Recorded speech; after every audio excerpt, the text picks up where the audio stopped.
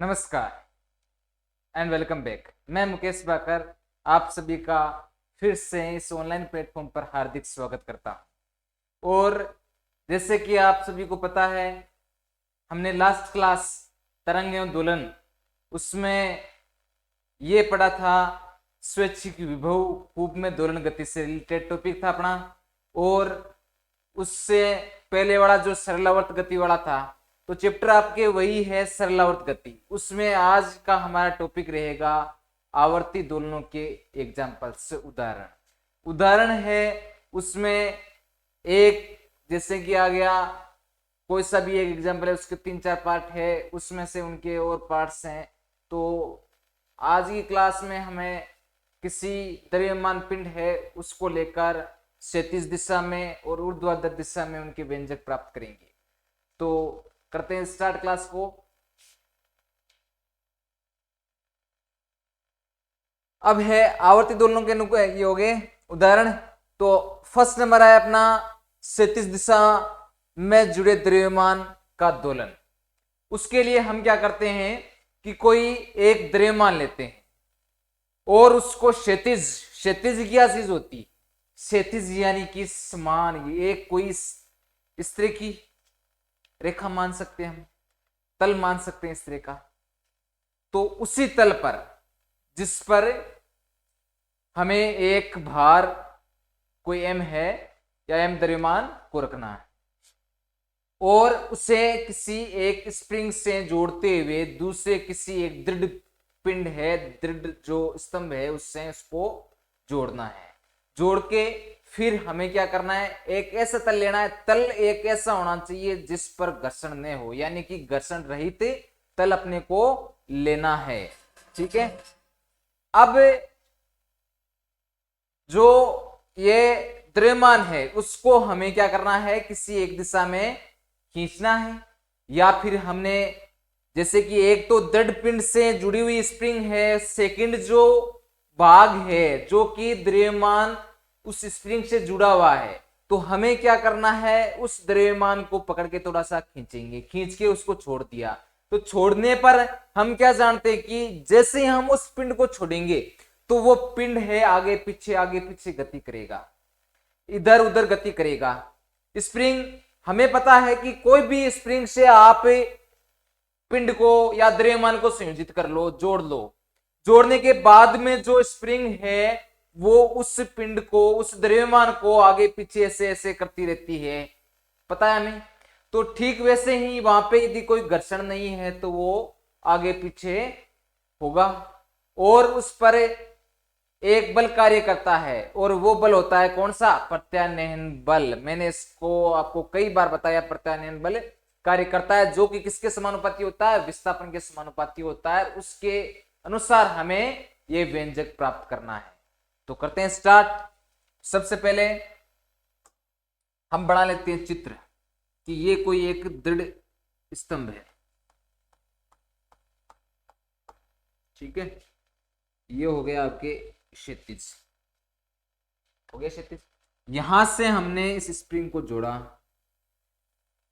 दिया, ये हो गया आपके क्या, स्प्रिंग, और ये हो गया आपके द्रव्यमान, जोड़ दिया। अब जो ये हमने तल लिया है वो क्या है, घर्षण रहित। यहां पर कोई भी घर्षण नहीं है। घर्षण क्या चीज होती है पता है ना आपको, घर्षण जहां दो कोई तल या फिर दो वस्तुएं आपस में संपर्क में आने पर उन पर कोई बल, विपरीत बल कार्य नहीं करता है। इसका मतलब यह है कि उन पर जो घर्षण बल है वो कम है। घर्षण बल एक कोई वस्तु है उसको आगे बढ़ने के जस्ट विपरीत दिशा में कार्य करता है, वही घर्षण होता है। घर्षण से जब हम ये देखते हैं कि दो वस्तुओं को आपस में रगड़ा जाता है, या जैसे आपने देखा होगा कि बसों के टायर अपने जूतों के तले होते हैं, उनमें कुछ विशेष डिजाइन्स के वो बनाए जाते हैं। उनकी वजह यही होती है कि वो किसी भी सतह है उससे गुजरे तो चिकना पृष्ठ न होने की वजह से घर्षण अधिक हो, ताकि गाड़ी या फिर हमारे जो जूते हैं वो रुक जाएं। आपने देखा होगा कि जिनकी जैसे कोई गाड़ी है उसके टायर घिस जाते हैं, तो घिसने के बाद में वो चिकने हो जाते हैं, चिकने होने के बाद में किसी भी पृष्ठ पर जैसे ब्रेक लगाते हैं तो गाड़ी है वो फिसल जाती है, यही होता है घर्षण। तो वैसे ही हमने यहाँ पे क्या लिया, एक कोई दृढ़ स्तंभ ले लिया जिससे हमने इस द्रव्यमान को संयोजित किया इस स्प्रिंग से और इसको एक दिशा में ले जाके छोड़ दिया। तो छोड़ने पर यह गति है इधर उधर गति करेगा और उस पर एक बल कार्य करेगा जो कि उसकी दिशा जैसे इसके विपरीत होगी। तो इसकी थ्योरी लिख लेते हैं। थ्योरी कैसे लिखेंगे,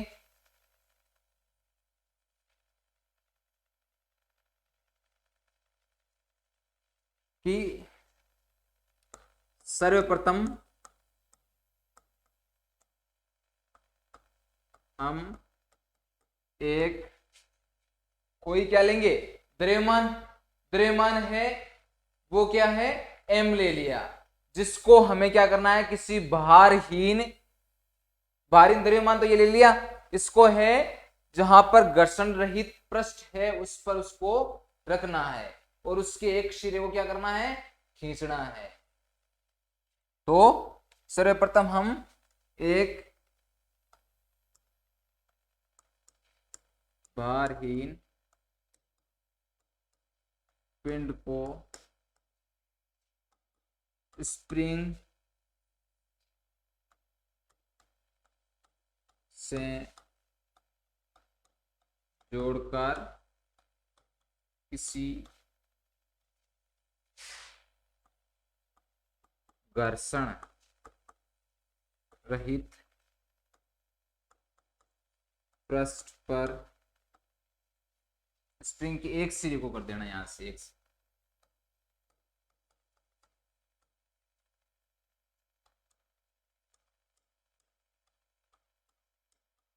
एक सिरे, स्प्रिंग के एक सिरे से जोड़कर किसी घर्षण रहित पृष्ठ पर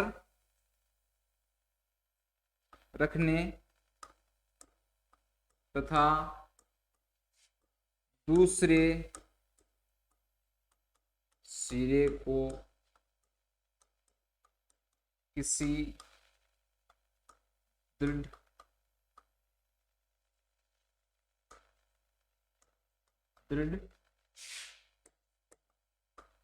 स्तंभ से जोड़ते हैं। ठीक है, जोड़ दिया।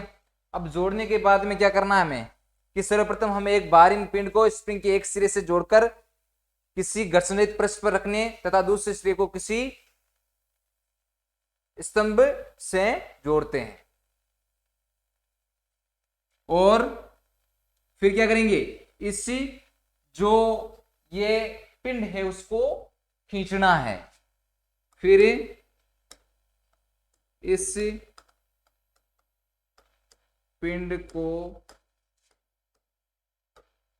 खींचकर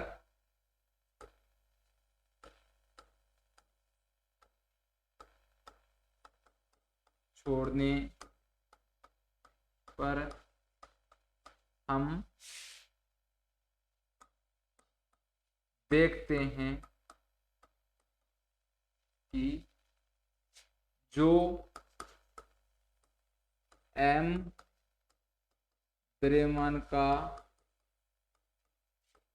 पिंड है वह इधर उधर अर्थात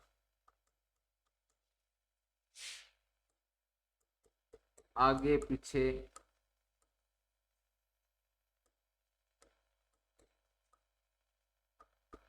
गति करता है। हुक के नियमानुसार हम क्या जानते हैं, नियमानुसार प्रत्यानयन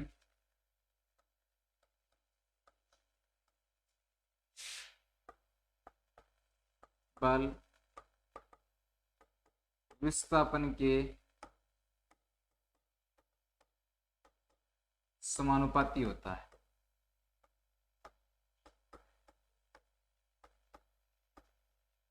समानुपाती होता है। ये हमने पहले दिन कर लिया था, f बराबर माइनस के एक्स प्राप्त किया था, शायद आपको याद हो तो, है ना। तो इसके अनुसार बल है वो क्या होगा, f बराबर माइनस का के एक्स, समीकरण नंबर 2 1। ठीक है, अब हम क्या जानते हैं कि किसी जो द्रव्यमान है उसमें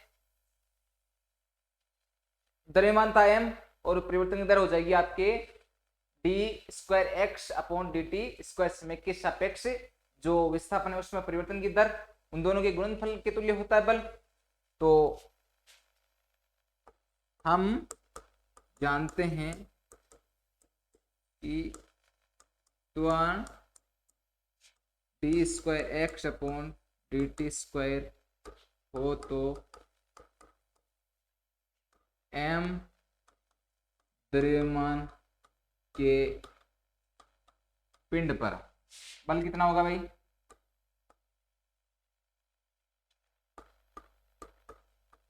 बल होगा F बराबर कितना, m dot d square x upon D T square, समीकरण नंबर दे दो 2। अब समीकरण 1 व 2 से क्या हो जाएगा, m dot d square x upon D T square equal to क्या हो जाएगा, माइनस के एक्स, दोनों एफ एफ है, अरे दोनों बल ही है, एफ का मतलब बल होता है और ये दोनों एक दूसरे के तुल्य होते हैं, तो मैं इसको ये लिख सकता हूं।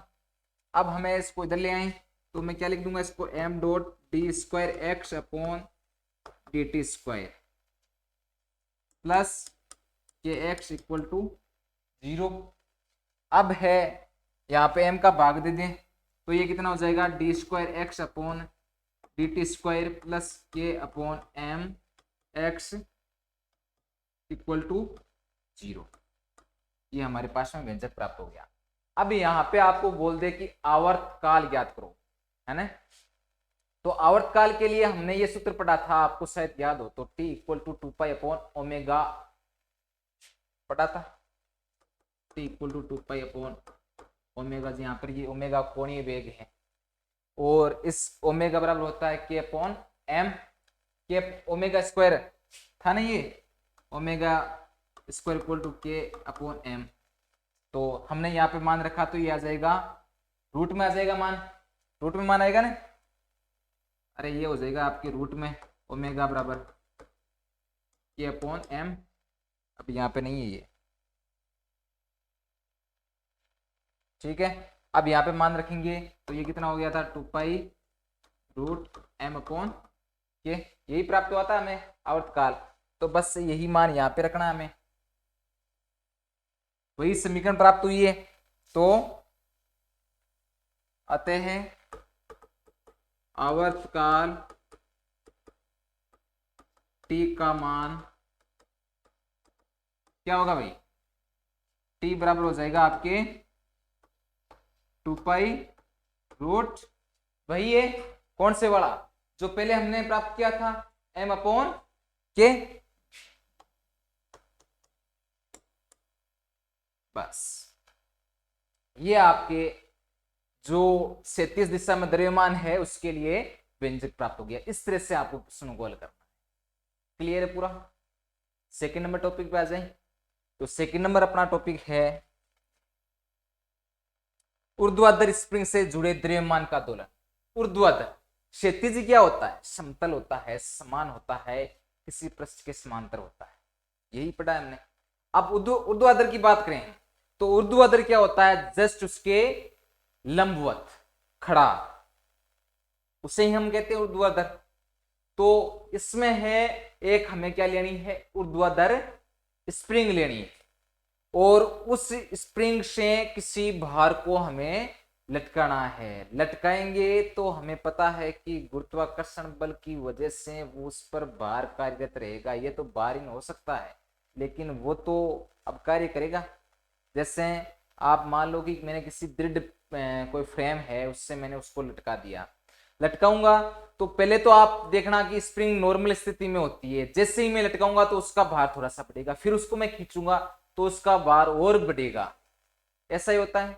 तो ठीक वैसे ही आपको लैंग्वेज यही लिखनी है कि सबसे पहले हमने किसी स्प्रिंग को दृढ़ पिंड से ऊर्ध्वाधर लटकाया, ठीक है। लटकाने के बाद में हमने देखा कि जो स्प्रिंग है उस पर कोई भी बल कार्य नहीं करता है क्योंकि वो नॉर्मल रहती है। उसके बाद में हमें किसी m द्रव्यमान के पिंड को लटकाते हैं तो स्प्रिंग है थोड़ी सी जो पहले की प्रारंभिक अवस्था होती है उससे थोड़ा सा उसका वेट बढ़ जाता है और वो नीचे चला जाता है। और उसके बाद में थर्ड स्थिति में क्या होता है कि हम उस स्प्रिंग को नीचे की ओर खींचते हैं तो उसका वेट और बढ़ जाता है, उससे उसकी जो प्रारंभिक अवस्था है उससे वो फिर से नीचे जाएगा, थोड़ा बहुत जाएगा। यही है, यही अपनी लैंग्वेज है। बस अब आप अपने हिसाब से कैसे भी लिखो वो आप पे डिपेंड है, ठीक है।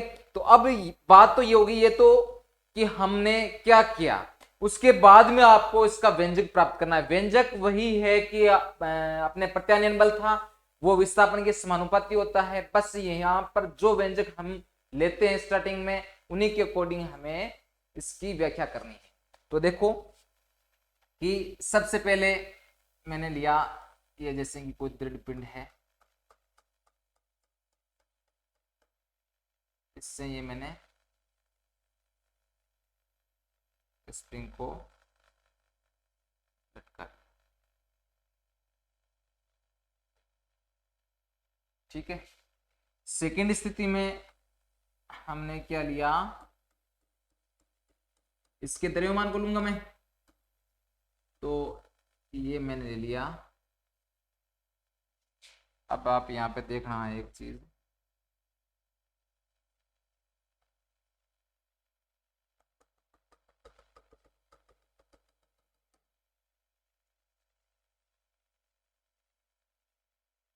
ठीक है।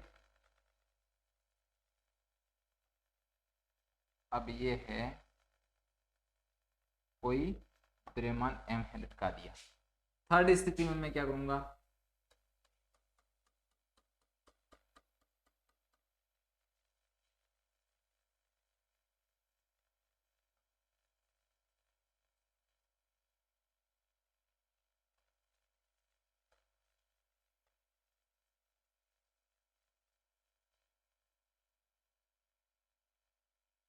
थर्ड स्थिति में ये और लंबी हो जाएगी क्योंकि उसको खींचूंगा तो मैं,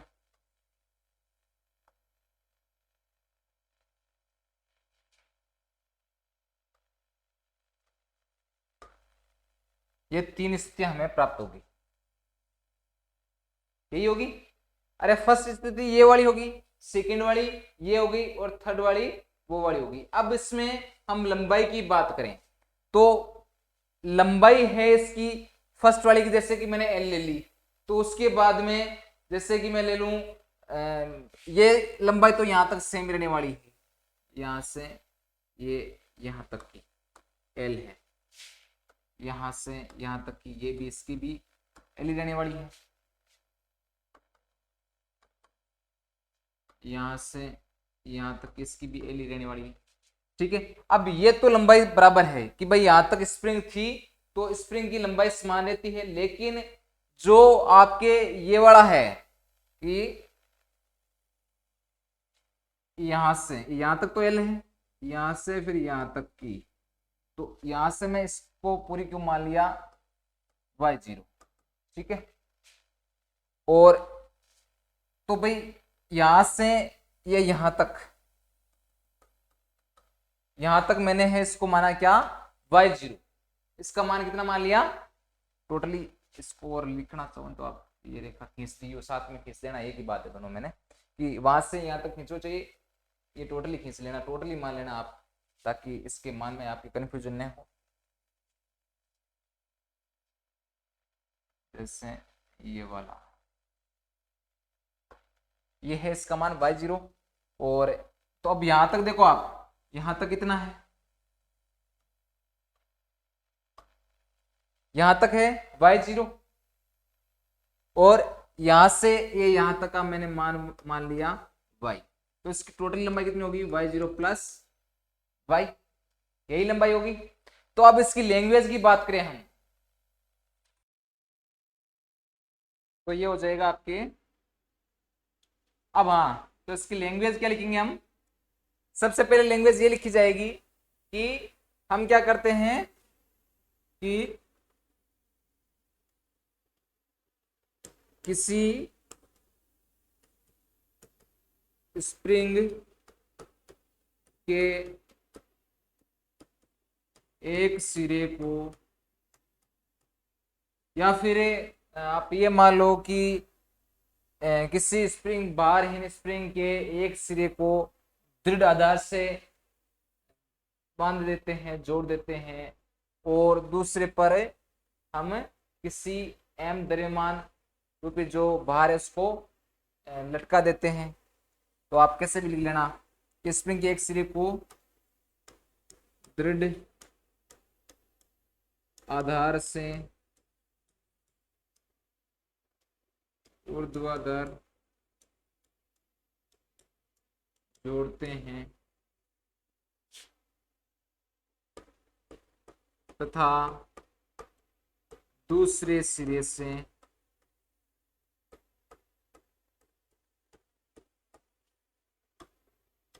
एम द्रव्यमान को जोड़ते हैं। ठीक है, फर्स्ट है एक सिरे से आधार, जो दृढ़ आधार है, दृढ़ आधार का मतलब ये होता है कि वो अपने स्थान से हिले नहीं, यानी कि हम एक सिरे से जोड़ देंगे ना तो वो स्प्रिंग ही नीचे आएगी, लेकिन वो नीचे नहीं आएगा। ऐसे नहीं है कि भाई हम स्प्रिंग नीचे आ रही है, भार बढ़ रहा है तो वो भी नीचे आ गया। तो दृढ़ आधार का मतलब यही है। तो दूसरे से एम द्रव्यमान को जोड़ते हैं, तो हम क्या देखेंगे कि जैसे ही हम उस द्रव्यमान को जोड़ेंगे तो द्रव्यमान को जोड़ने पर क्या होगा, उस स्प्रिंग की लंबाई बढ़ जाएगी, यही होगा। तो आप ये भी लिख सकते हो कि एम द्रव्यमान को जोड़ने पर स्प्रिंग में खिंचाव आता है और विस्थापन बढ़ता है। ठीक है, विस्थापन बढ़ता है या विस्थापित होता है। थर्ड वाली स्थिति में बात करें तो जब हम उस जो द्रव्यमान है उसको हम क्या करेंगे, खींचेंगे, तो खींचने पर क्या होगा, वो खींचेंगे तो जो स्प्रिंग है उसकी लंबाई और बढ़ेगी, यही होगा। हाँ, तो ये जो खिंचाव है यहाँ पे, जैसे कि इस एम द्रव्यमान को संयोजित किया तो जो खिंचाव लगा वो कितना था, यहां तक तो ये नॉर्मल स्प्रिंग थी। अब है जैसे इसको लटकाया तो इस पर ये खिंचाव कितना हो गया, y0। तो इसको भी आप लिख देना, दृढ़ पिंड दृढ़ आधार से यह खिंचाव y0 माना तथा जिससे इस पर एक प्रत्यानयन बल कार्य करने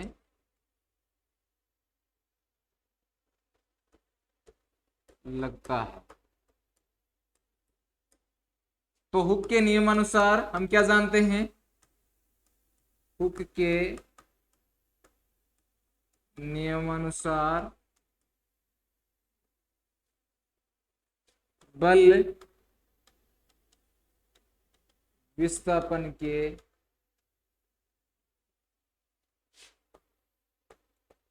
समानुपाती होता है। अरे बल विस्थापन के समानुपाती होता है ना। तो हम उसको क्या लिख सकते हैं, तो f बराबर क्या होगा माइनस के वाई जीरो, समीकरण नंबर दे दो एक, माइनस के वाई जीरो यहाँ पे क्यों लिखा, क्योंकि इसमें जो खिंचाव हुआ, जो विस्थापन हुआ वो कितना हुआ, वो आपके वाई जीरो हमने ऊपर लिखा था ना, ये हम पे देखो इस चित्र को देखो आप, ये है यहां तक तो नॉर्मल थी, यहां तक जो खिंचाव हुआ ये वाला यहां तक, ये यहां तक टोटली, तो उस दृढ़ आधार से हमने कितना माना, वाई जीरो माना। तो वाई जीरो जब माना तो इसमें भी हम कितना लिखेंगे, जो बल है उसका मान कितना होगा, वाई जीरो होगा, और जो इन पर ये त्वरण है उसका मान शून्य होगा। तो हम क्या करेंगे, इसको इसके भार के बराबर भी मान सकते हैं, यानी टोटली जो मान होता है आपके वो क्या हो जाएगा, जैसे कि जो प्रत्यानयन बल है, त्वरण का मान क्या होगा, त्वरण का मान शून्य होगा, अतः जो प्रत्यानयन बल है किसके बराबर होगा, बल बराबर उस स्प्रिंग से लटके हुए द्रव्यमान का भार, स्प्रिंग से लटके द्रव्यमान का भार कितना हो जाएगा mg, और ये कितना हो गया माइनस का के वाई, अरे के वाई है यहाँ पर, ये तो माइनस किस लिए आया, क्योंकि ये विपरीत दिशा में बल लग रहा था, तो लेकिन यहाँ पे प्रत्यानयन बल कितना है, के वाई नोट, तो इसको मैं क्या लिख सकता हूँ, के बराबर कितना हो जाएगा mg अपॉन वाई नोट, समीकरण नंबर दे दो उसको दो। अब ये तो बात हो गई उस सेकंड वाली स्थिति की। थर्ड वाली स्थिति की बात करें तो जिसमें जो संतुलन की स्थिति से द्रव्यमान m को है y दूरी तक खींच कर ले जाए।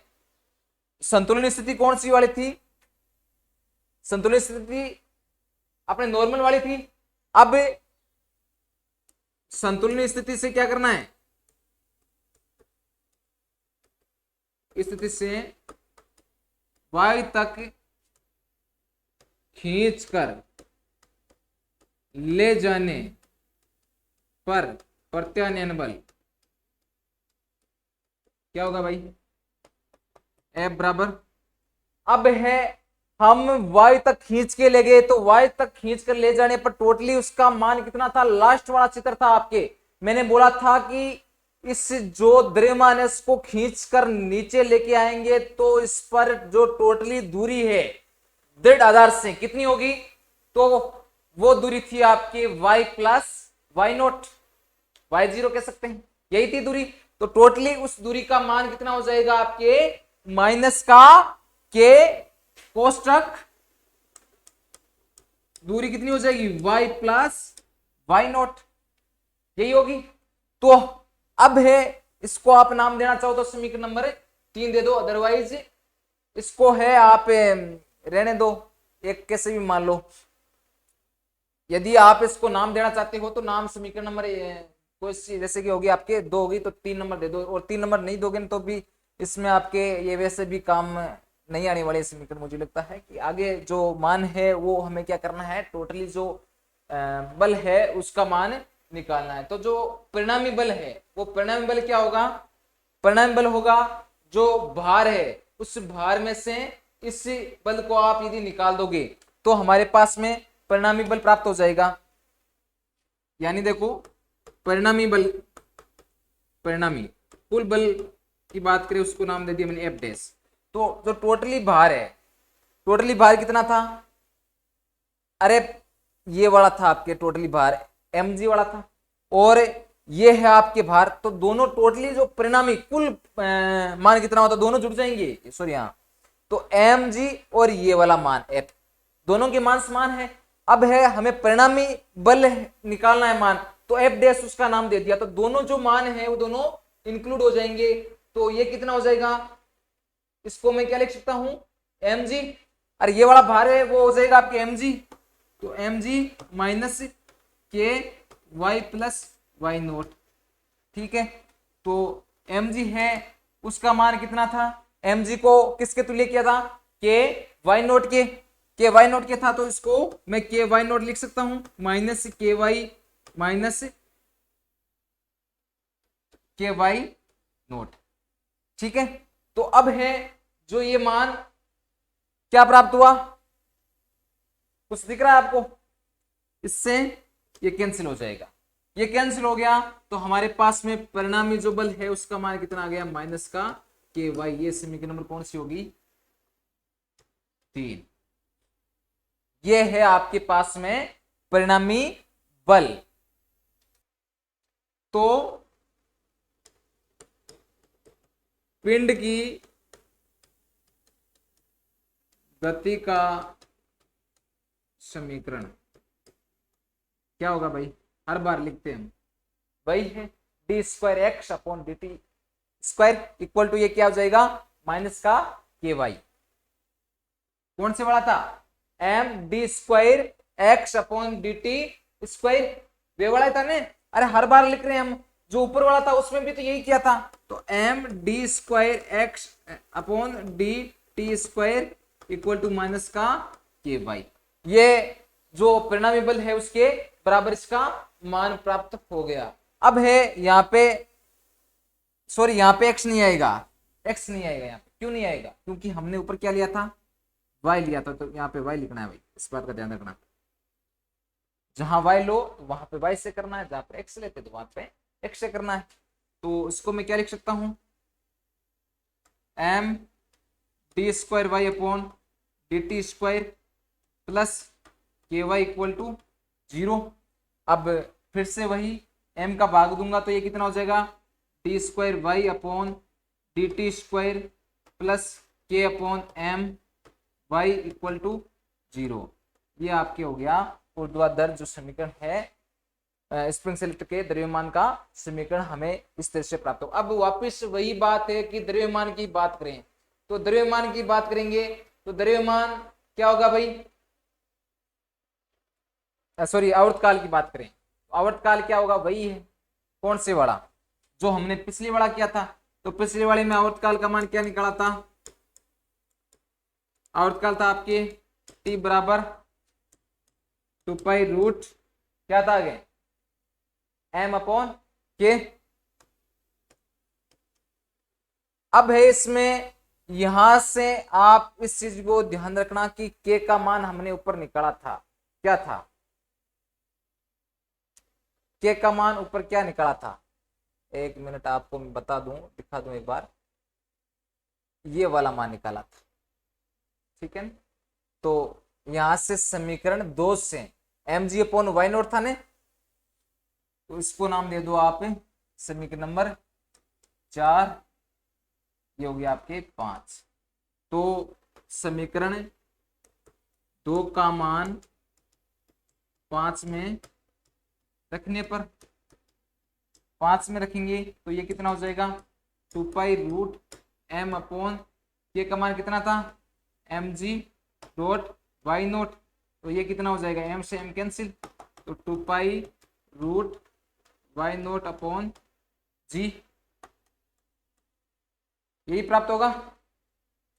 तो इस तरह से आपको ये आवर्तकाल है वो मान निकालना है। तो आज की हमारी क्लास थी उसमें हमने क्षैतिज दिशा में जो द्रव्यमान है उसको लटकाने पर जो मान है, जो व्यंजक है वो हमने प्राप्त किया, ऊर्ध्वाधर वाला मान भी हमने प्राप्त किया। आराम से मुझे लगता है आप समझ गए होंगे। तो आज के लिए इतना काफी है, कल फिर मिलेंगे, धन्यवाद।